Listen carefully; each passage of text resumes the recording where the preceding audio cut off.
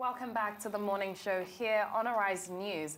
Joining us now is Oji Okpi with stories trending around the world. Hello, Oji. Hello, Leila. Hello, good morning. Oji. Hi, Dr. Abati. How are you? you? Good morning, Tunju. I've missed you all this week. Missed you too. Missed you too, Oji. Well, let's begin what's trending today here in Nigeria with an update of Senator Elisha Abbo's assault to a pregnant woman at an adult sex shop in Abuja. Nigerians have been outraged after a viral video captured by a CCTV camera showing the senator slapping a pregnant woman several times over an alleged provocation. Majority of commentators on social media called on the police to immediately arrest and prosecute the senator, who is considered the youngest member of the 9th Senate. Yesterday, the Senate set up a 7-member ad hoc committee to investigate the assault incident by the senator who is representing Adamawa North. In response, the senator, in an emotional media briefing, apologized to Nigerians, his party, the National Assembly, his family, the victim, and her family, as well as everyone who was embarrassed by his conduct. You should keep his apologies. She's actually a nursing mother. She's not pregnant. She was a nursing mother. Yeah. They say pregnant women everywhere. But, you know, I mean, you're saying he should keep his apology. But I must commend him for actually owning up to this incident. Because when I first saw the story, I wasn't going to take it until, you know, there was proof. Because obviously, you can't see his face. He did not only own up to it, he also apologized for it, which I think that it's very important to commend in that aspect. Yes, I tend to... No, you don't. Yeah. I'm going to surprise you.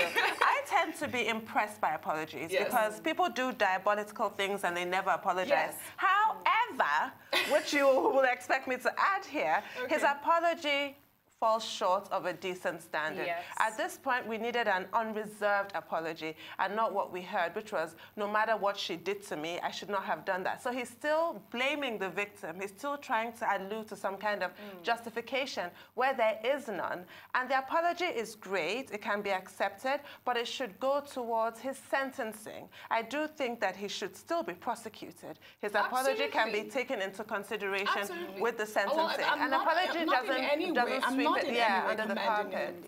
Well, the principle is that ignorance is not an excuse in law. And there is compelling evidence here that the man committed the offense of assault, you know, of violence, of invasion, of, you know, all kinds of things that the police can come up with. But I think it's good that the police, for the first time, you know, without having to be prompted, showed leadership by saying that this is a major issue in the public domain and it must be investigated. The case had been reported at the police station, but the Inspector General has now gone a step further. The Senate has also taken up the responsibility of setting up a committee. Right.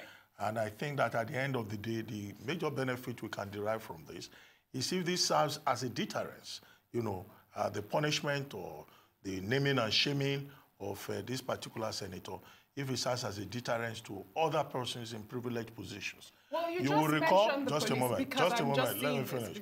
Just a moment. You know, you recall that there was a time when on the floor of the Senate, I think it was in the Senate or was it the House of Reps, when a lawmaker slapped a female lawmaker. Senator, and he was suspended for 2 weeks. A male senator slapped a female senator. So the argument that, well, this happened on May 11 before he joined the Senate is neither here nor there. Right. Well, you just mentioned the police because they were showing the policeman who was standing there while the woman was being slapped. He did not even try to stop the senator. He also took her away. That's also which is what I was which is what I think that the police should have started with first. No, it's part of it. The police IG has also said that particular ugly should be investigated. She unlawfully deprived her of her freedom. Arrested her on what basis? On what basis? Yeah. And not even tried to stop the senator for, you know, with the actions that he carried. I mean, look at him. He was standing right there while he hit this woman repeatedly. He was standing right there. He did absolutely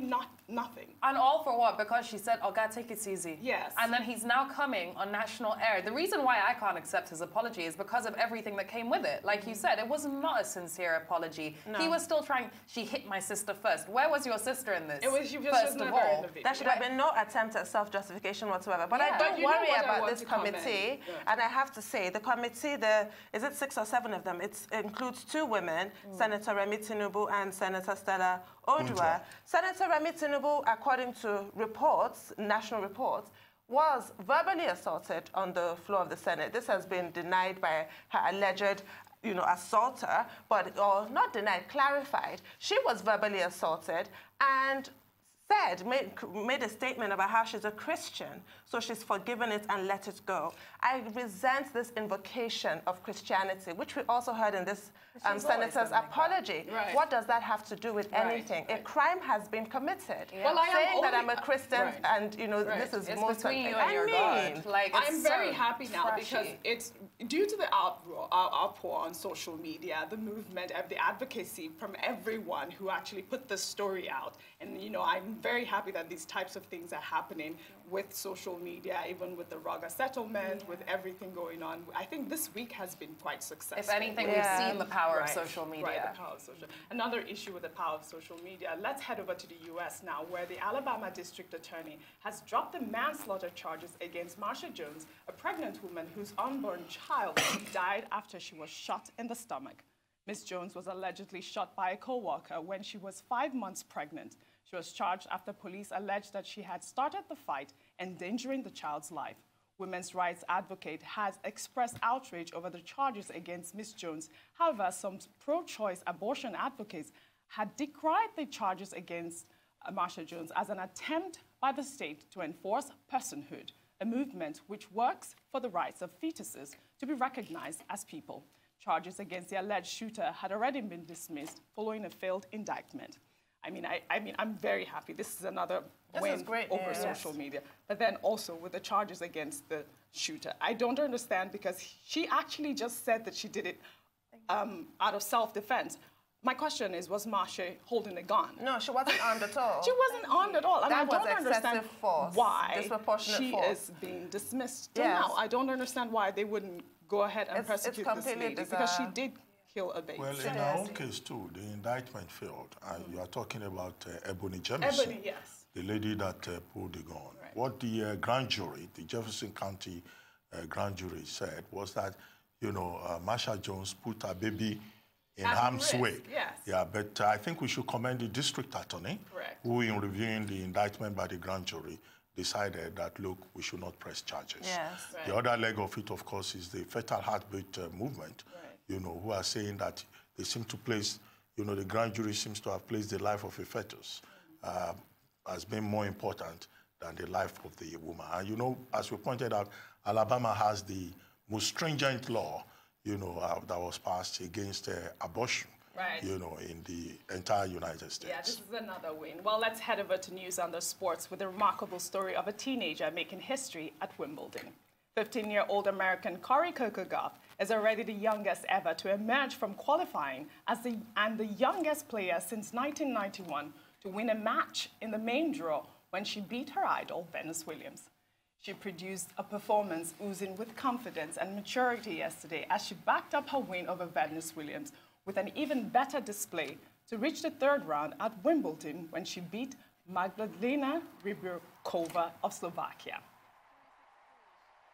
Well, we have a video of this, but I guess we can't take that video real quick. Another star is born. Great accomplishment, more so as she's done this back-to-back, particularly on court one. Yes. She's just 15 years old, and she's already been admired by Serena Williams, who has said positive things about her, Roger Federer, and Rafael Nadal. So as you said, the star is born. But you see, what is important is her staying power. Because now she'll be under a lot of pressure. And in this second match, I think what is remarkable is that she was able to manage the pressure and, beat Rybakova of Slovakia. But we'll keep watching because we've seen many young stars that came up, like Jennifer Capriati, who did not, really build on that initial success.